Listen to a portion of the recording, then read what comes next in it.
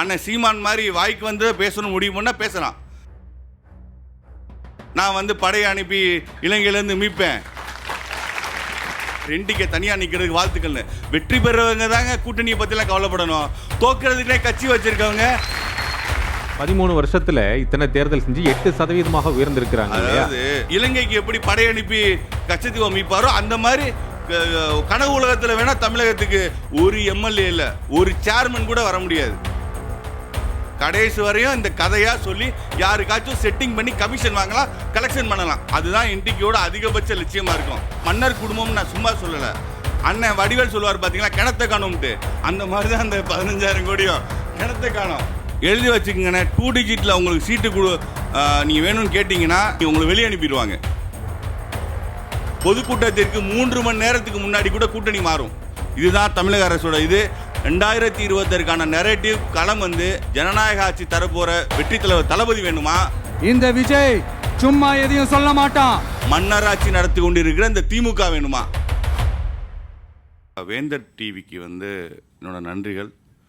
ஒரு பரபரப்புக்கு ஒரு டிஆர்பி அந்த மாதிரி இல்லாமல் ஒரு அரசியல் கருத்துக்களை, ஒரு ஆழமான அரசியல் கருத்துக்களை மக்கள்கிட்ட கொண்டு போகிறதற்கான ஒரு பிளாட்ஃபார்மாக, ஒரு தளமாக இந்த நிகழ்ச்சி இருப்புங்கிறது உள்ளபடியே மகிழ்ச்சி தரக்கூடியது. அதற்காக வேந்தர் டிவிக்கு மனமார நன்றிகள்.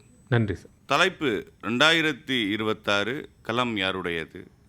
2026 தேர்தல் என்பது களம் அப்படின்னு பேசுகிறப்போ கடந்த கால ஆட்சியோட மதிப்பீடு தான் 2026 தேர்தல். ஒரு 5 ஆண்டுகள் ஆட்சி நடந்திருக்கு. அந்த ஆட்சியில் அந்த மக்கள் அந்த அரசை மதிப்பீடு செய்து அந்த அரசு வேண்டுமா வேண்டாமா, அப்போ நம்ம அந்த ஆட்சியை மதிப்பீடு செய்யணும் மக்களின் பார்வையிலிருந்து. நான் எதிர்க்கட்சியாக இருக்கலாம், திமுகவினர் இருக்கலாம், அந்த ஆட்சியை மதிப்பீடு செய்யணும். அப்படி மதிப்பீடு அளவில் பார்த்தோன்னா திமுக அரசு, திமுக மன்னர் குடும்பத்தின் மன்னராட்சியை மதிப்பீடு செய்வோமானால், குறிப்பாக அண்ணன் சங்கத்தமிழன் சொன்னாங்க கூட்டணியில் 6 சீட்டு வாங்குறதற்கு டேட்டாவை தப்பாக சொன்னார். தமிழகத்தில் நேஷ்னல் கிரைம் ரிப்போர்ட் பியூரோ அது வந்து ஒவ்வொரு ஆண்டும் ஒவ்வொரு ஸ்டேட்லேயும் என்னென்ன கிரைம்ஸ் நடந்திருக்கு அப்படிங்கிறத ஆத்தன்டிகேட்டாக கொடுக்குற ரிப்போர்ட்டு. அந்த ரிப்போர்ட்டில் தலித்கள் மீதான தாக்குதல் 39% இன்க்ரீஸ் ஆகிருக்கு. எப்போன்னா 2001 2003 காலகட்டத்தில், அதற்கு முன்னாடி 2021 முன்னாடி இருந்ததை விட 39% இன்க்ரீஸ் ஆகிருக்கு. இது நான் சொல்லலை, நேஷ்னல் கிரைம் ரிப்போர்ட் பியூரோ சொன்ன தகவல். அதே எங்கேன்னு சொல்லிடுங்க. நேஷ்னல் கிரைம் ரிப்போர்ட் தமிழ்நாட்டில். நான் தமிழகத்தை கண்டஸ்ட் தான் கண்டஸ்ட். சரி சரி, இது ஆல் இண்டியா லெவலில் இருக்கணும். தமிழ்நாட்டோட பர்டிகுலர் டேட்டா இது. அதே போல் குழந்தைகளுக்கு எதிரான குற்றம் வந்து கிட்டத்தட்ட 15% இன்க்ரீஸ் ஆகிருக்கு. அப்சல்யூட்டாக 15% இன்க்ரீஸ் ஆகிருக்கு. இது வந்து நீங்கள் ஒரு ஆட்சி வந்து நலத்திட்டங்கள் தரலாம், ஒரு மக்களை மேம்படுத்தலாம், இதெல்லாம் வந்து வெல்ஃபேர் ஸ்டேட்டுங்கிறது அரசோட பணியாக இருந்தாலும் குடிமக்களை பாதுகாப்பது தலையாய கடமை. ஒரு மனுஷனுக்கு life to liberty, right to லைஃப்ங்கிறது அடிப்படை. Article 21 of the constitution of article 21 படி அது ஒரு அடிப்படை உரிமை. அதுவே இந்த மன்னராட்சியில் இல்லை. அதுதான் அடிப்படை. நீங்கள் நலத்திட்டம் அந்த விஷயத்துக்கெலாம் நான் அடுத்து வரேன். இப்போது இந்த அடிப்படையில் பார்த்தா ஏன் வந்து ஒரு ஹிஸ்டாரிக்கலாக ரைஸ் ஆகுதுன்னா அதற்கு காரணம் அண்ணா வந்து அதிமுகவினர் வந்து ஏதோ வழக்கில் கைதாகிருக்குன்னு சொன்னார். திமுகவினர் ஒருத்தர் கைதானார். என்ஆர்ஐ விங்கோட மாநில பொறுப்பில் இருந்தார். இன்டர்நேஷ்னல் ட்ரக் மாஃபியா ஓட கின்பின், பேர் சொல்லட்டுமா? அப்படி அவர் வந்து முதல்வரை சந்திக்கிறார், துணை முதல்வரை சந்திக்கிறார், திமுகவின் குடும்ப உறுப்பினர்களை சந்திக்கிறார். அப்பெல்லாம் அவர் வந்து என்ன பேக்ரவுண்டு, இன்டெலிஜென்ஸ் பார்க்கலையா? இன்டெலிஜென்ஸோட வேலை என்ன? எதிர்கட்சிகளை வேவு பார்க்கறது தான் இன்டெலிஜென்ஸோட வேலையா? மக்களை பாதுகாக்கிறது தான் போலீஸோட வேலை. அதற்கு தான் அதான் உங்களுக்கு மேண்டேட்டு. ஆனால் இந்த திமுக அரசின் நிர்வாக கோளாறு தான் இந்த அளவுக்கு ட்ரக்ஸ் மூவ்மெண்ட் வந்து இருக்கிறதுக்கு காரணம். இதுதான் தமிழகத்தில் 10 வயசு குழந்தைலேருந்து பாட்டி வரையும் பாதுகாப்பில்லாத சூழல். இந்த ஆட்சி வேணுமா? இதுதான் மக்களின் அடிப்படையான பிரச்சனை. நான் வந்து உழைக்கிறேன், ஆனால் எனக்கு பாதுகாப்பு இல்லைங்கிறது எவ்வளோ பெரிய அநீதி.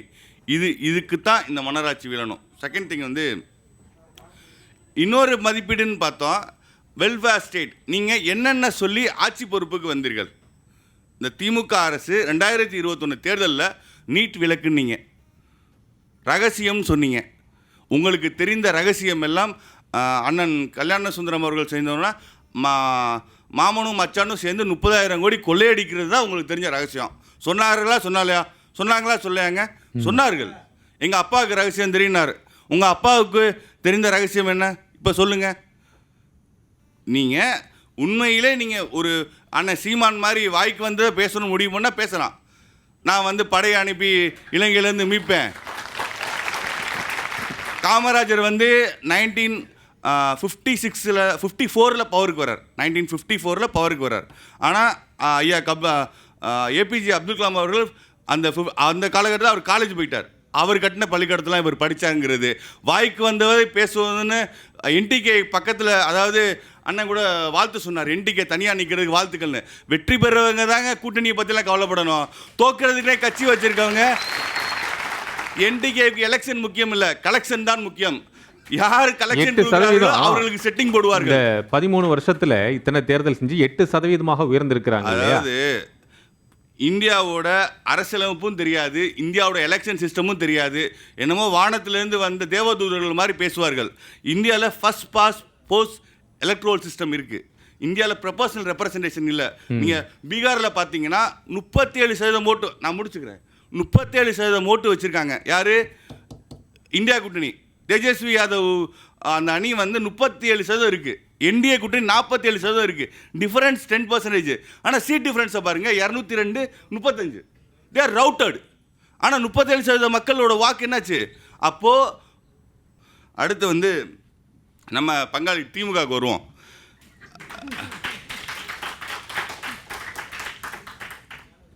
தமிழகத்தில் சட்ட ஒழுங்கு சரியில்லை. நான் ரொம்ப நாளாகவே பார்த்துட்ருக்கீங்க அந்த இரும்புக்கரை எங்கன்ட்டு. அடிக்கடி துபாய் போகிறாப்புல நம்ம முதல்வர் அவர்கள் குடும்பத்தோடு போகிறாரு, சந்தோஷம், வாழ்த்துக்கள். அங்கே துபாயிலே அந்த இரும்புக்கரத்தை காய்லாங்கடையில் போட்டு பேர்ச்சம்பளத்தை வாங்கிட்டு, எலுமிச்சம்பளம் பேர்ச்சம்பளம் வாங்கிட்டு வர சந்தேகமாக இருக்குது எனக்கு. இவ்வளவு கிரைம்ஸ் நடக்குது, அதை பாதுகாக்க தமிழக மக்களை பாதுகாக்க முடியல. எல்லாருக்கும் ஏன் ஒரே கண்ணு அவர் துபாய் போகிறதுல மட்டும்? ஏங்க புரியவே இல்லையே. துபாய் போகிறது இல்லை, நான் துபாய்க்கு போகிறேன், வெக்கேஷன் போகிறேன்னு தைரியமாக சொல்லிட்டு போங்க. ஏன் இன்வெஸ்ட்மெண்ட் வாங்குறேன்னு போய் சொல்கிறீங்க?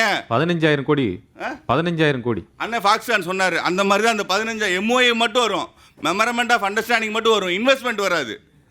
அண்ணன் வடிவேல் சொல்லுவார் பார்த்தீங்களா, கிணத்தை காணும்ட்டு. அந்த மாதிரி தான் அந்த 15,000 கோடியும் கிணத்தை காணும். சரி, அடுத்து வந்து இந்த அரசை மதிப்பீடு செய்யணும்னா எதை வச்சு செய்யணும்னா இவரோட தேர்தல் வாக்குறுதி. இங்கெல்லாம் இளைஞர்கள் இருக்கீங்க, வெற்றி தலைவர் தளபதி அவர்களின் ஆட்சியை அமைக்கவிருக்கிற, ஓட்டு போட தயாராக இருக்கிற இளைஞர்கள் இருக்கீங்க. இந்த இளைஞர்களுக்கு ஒரு வாக்குறுதி கொடுத்துச்சு இந்த அரசு.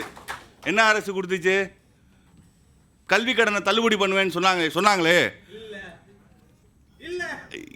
ஏன் பண்ணலை? தமிழகத்தில் அன்எம்ப்ளாய்மெண்ட் ரேட் ஹை லெவலில் இருக்கா இல்லையா? அன்எம்ப்ளாய்மெண்ட் ரேட் இருக்கா இல்லையா? இது நம்ம ஒரு காலேஜில் இன்னும் பேசுகிறோம், எல்லாத்துக்கும் தெரியும். அன்எம்ப்ளாய்மெண்ட் ரேட் ஹை லெவலில் இருக்குது. அதுவும் எஜுகேட்டட் அன்எம்ப்ளாய்மெண்ட்டு. வீட்டில் பார்க்குறதுலே நம்மளை கொண்டுருவாங்க. நானும் சில நாள் விஐபியாக இருந்திருக்கேன், அதனால் எனக்கு அந்த வழி தெரியும். அப்படி இருக்கிறப்ப அந்த எஜுகேஷன் லோனை தள்ளுபடி பண்ணுவேன்னு சொல்லி இளைஞர்களோட வாங்கினீங்களே, பண்ணீங்களா? பண்ணலை. அடுத்து வந்து ஓல்டு பென்ஷன் ஸ்கீம். இப்போ அரசு ஊழியர்களுக்கு வந்து இன்றைக்கி கூட போராடிக்கிட்டு இருக்காங்க, நர்ஸு போராடிக்கிட்டு இருக்காங்க. வாக்குறுதி 309வது வாக்குறுதி என்ன? திமுகவின் 309வது வாக்குறுதி ஓல்டு பென்ஷன் ஸ்கீம் கொண்டு வரேன்னு சொன்னீங்களே, கொண்டு வந்தீங்களா? இன்றைக்கி வந்து ஜாக்டோஜியை போராடிட்டு இருக்காங்களே, ஒரு வாரமாக போராடிட்டு இருக்காங்களே. எந்த மீடியாவாச்சும் அண்ணன் கல்யாண சுந்தரம் அவர்கள் கரெக்டாக சொன்னாங்க, எந்த மீடியாவாச்சும் இந்த ஜாக்டோஜியோ போராட்டத்தை காமிக்கிறீங்களாங்க? எந்த கட்சி இந்த கட்சி, அதாவது எதிர்கட்சியிலேருந்து யாராச்சும் வெளியே போனால் அது ஃப்ளாஷ் நியூஸு. இப்போ எங்கள் தலைவரை பற்றி, எங்கள் கட்சியை பற்றி அவதூறு பரப்பணும்னா அது ஃப்ளாஷ் நியூஸு.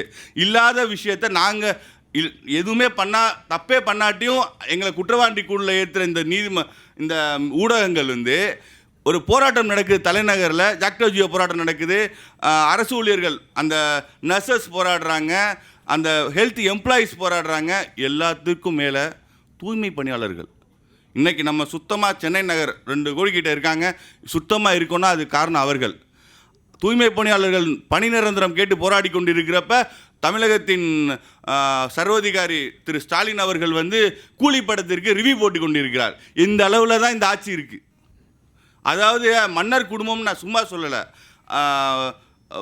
ரோம் நகரம் தீப்பிடிச்சு எழுதிட்டு இருக்கப்போ பிடில் வாசித்தான்னு சொல்லுவாங்க. அதுபோல் தமிழகத்தின் அனைத்து செக்ஷன் மக்கள், ஒரு பக்கம் பெண்கள், இன்னொரு பக்கம் இளைஞர்கள், அரசு ஊழியர்கள், இந்த திமுக மன்னராட்சி வருவதற்கு முக்கியமாக ஓட்டு போட்ட பாவத்துக்கு அனுபவிக்கிறார்கள் இன்றைக்கி அரசு ஊழியர்கள். நீங்கள் கேளுங்க, அரசு ஊழியர்களில் 10ல் 8 பேர் திமுக வரணும்னு ஓட்டு போட்டிருப்பாங்க. இன்றைக்கி போய் கேளுங்க, எந்த அரசு ஊழியராக திமுக அரசு வேணுமான. அப்படி அனைத்து தரப்பு மக்களிடம் நம்பிக்கை இழந்து விட்டது இந்த திமுக அரசு.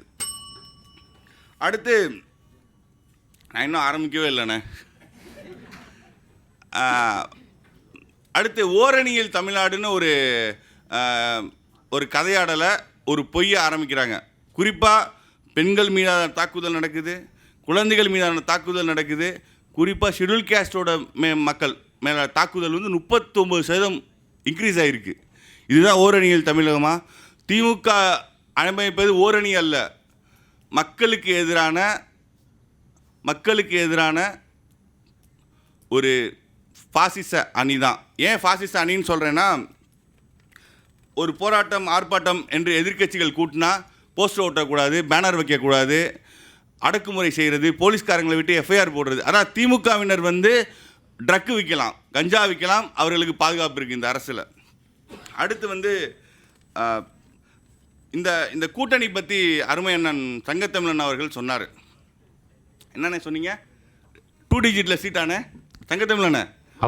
அவர்கிட்டே கேட்கக்கூடாது. இல்லை 2 டிஜிட்டில் சீட்டானே எழுதி வச்சுக்கோங்கண்ணே. 2 டிஜிட்டில் உங்களுக்கு சீட்டு நீங்கள் வேணும்னு கேட்டிங்கன்னா நீங்கள் உங்களை வெளியே அனுப்பிடுவாங்க. ஏன் அப்படி நான் சொல்கிறேன்னா, திமுக அரசு 1996 2021 25 காலமாக கிட்டத்தட்ட தமிழ்நாட்டில் 4 அசம்பிளி எலெக்ஷன் நடந்திருக்கு. 2001, 2006, 2011, 2016 இந்த 4 அசம்பிளி எலெக்ஷன்லையும் திமுகவுக்கு மெஜாரிட்டியே கிடைக்கல. அதுதான் உண்மை. இந்த 25 ஆண்டு காலத்தில் 4 சட்டமன்ற தேர்தலில் ஒரு தேர்தலில் கூட மெஜாரிட்டி கிடைக்கல. கடந்த தேர்தலில் பிஜேபி வந்து ஆப்போசிஷனில் இருந்தனால பிஜேபியோட ஓட் பேங்க் வந்து தமிழ்நாட்டில் ஒரு மைக்ரோசோபிக் மைனாரிட்டி 2.86 தான். அதற்கு எதிராக ஒரு செக்குலர் ஓட்டு கன்சால்டேஷன் நடந்துச்சு. கூட்டணி கட்சியினரை உரிய பங்கீடு, அவங்க கான்ட்ரிபியூட் பண்ணுறதுக்கு தகுந்த மாதிரி எண்ணிக்கை தரமாட்டாங்க. காங்கிரஸ் கட்சியை 25 கொண்டு வந்துட்டாங்க. ஆனால் 2G கேஸ் இருக்கப்போ 63 கொடுத்தாங்க. இப்போ அதே போல் ஒவ்வொரு கூட்டணி கட்சிகளையும் கழுத்தை நெறித்து கொண்டிருக்குது இந்த அரசு. 2006 நீங்கள் கூட்டணி கூப்பிட்டுருக்கீங்களா? அதாவது நான் கூட்டணி பொறுத்தளவு நீங்கள் புரிஞ்சுக்கங்க. 2006 நான் வந்து ஞாபகப்படுத்த விரும்புகிறேன். 2006 திருச்சி ஆனால் இப்போ அர்பன் டெவலப்மெண்ட் மினிஸ்டராக இருக்கா நேரு அவர்கள் வந்து ஒரு பெரிய பிரண்டாமான ஒரு பொதுக்கூட்டத்துக்கு ரெடி பண்ணிட்டார், ஒரு மாநாடு மாதிரி. அந்த காலத்தில் திரு வைகோ அவர்களோட பேனர் இருக்குது, அன்னை சோனியா காந்தி அவரோட பேனர் இருக்குது, எல்லா கட்சி தலைவர் பேனர் இருக்குது. சாயங்காலம் ஒரு 6 மணிக்கு அந்த நிகழ்ச்சி நடக்க போகுது. 3 மணிக்கு வைகோ அவரோட பேனர் மட்டும் கீழே டம்முன்னு விழுகுது. தெரியுமா உங்களுக்கு அந்த கதை? அதாவது பொதுக்கூட்டத்திற்கு 3 மணி நேரத்துக்கு முன்னாடி கூட கூட்டணி மாறும். இதுதான் தமிழக அரசோட இது. அண்ணனுக்கு 2 இலக்கில் சீட்டு கொடுக்கலன்னா அண்ணன் இருப்பாரா? சுயமரியாதைக்காரு இருப்பீங்களாண்ணே? சரி, உங்கள் கூட்டணி சேர்த்துக்குங்க. அவரே அது அப்புறம் பார்த்துக்கலாம். அதனால ஒரு சீட்டுக்கட்டு மாதிரி திமுகவின் கூட்டணி சரியும். 1977 புரட்சித் தலைவர் வந்து எப்படி தமிழகத்தில் ஒரு ஜனநாயக மறுமலர்ச்சியை உருவாக்கினாரோ, 71 திமுகவை கைப்பற்றி 71 வெற்றிக்கு அப்புறம் திமுகவை கைப்பற்றி ஒரு குடும்ப ஆட்சி ஒரு குடும்பத்தின் கொடுங்கோல் ஆட்சி வந்ததுக்கப்புறம் எப்படி மக்களை தட்டி ஒரு ஜனநாயக புரட்சியை ஏற்படுத்தி திமுக மன்னர் குடும்பத்தை 13 ஆண்டுகள் 77லேருந்து 89 வரையும் 13 ஆண்டுகள் வனவாசம் அனுப்பி வைத்தாரோ, அதுபோல இந்த திமுக மன்னர் குடும்பத்தை நிரந்தர வனவாசத்திற்கு வெற்றி தலைவர் தளபதி அனுப்பி வைப்பார். அதற்கான கட்டியம் கூறும் தேர்தலாக 2026 இருக்கும். களம் ஒன்று மட்டும் புரிஞ்சுக்கணுங்க. 2026க்கான நெரேட்டிவ் களம் வந்து ஜனநாயக ஆட்சி தரப்போகிற வெற்றி தலைவர் தளபதி வேணுமா, மன்னராட்சி நடத்தி கொண்டிருக்கிற இந்த திமுக வேணுமா? மக்கள் முடிவு செய்வார்கள், நல்ல தீர்ப்பை அளிப்பார்கள் என்று கூறி விடைபெறுகிறேன். நன்றி, வணக்கம்.